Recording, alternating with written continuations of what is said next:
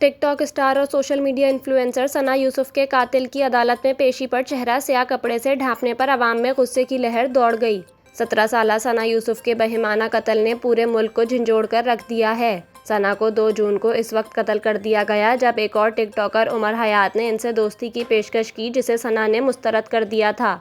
Police के मुताबिक कातिल ने सोशल मीडिया के जरिए सना से राब्ता किया और इसे पसंद करने लगा, मगर बार बार इनकार के बावजूद उमर हयात ने इनकार बर्दाश्त ना किया और इंतहाई जालमाना कदम उठाया।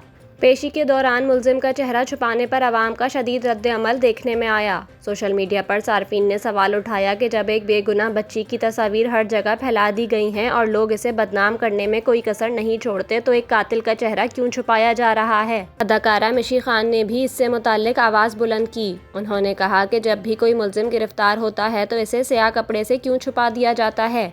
ऐसे मुजरिमों का चेहरा आवाम के सामने आना चाहिए ताकि सबको पता चले कि ये वही शख्स है जिसने ऐसा भयानक जुर्म किया।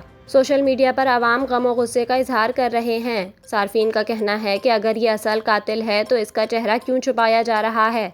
ऐसे मुजरिमों को इसलिए छुपाया जाता है ताकि बाद में आसानी से जमानत पर रिहा किया जा सके। इसका चेहरा दिखाओ ताकि पूरा मुल्क जाने कि ये वो दरिंदा है।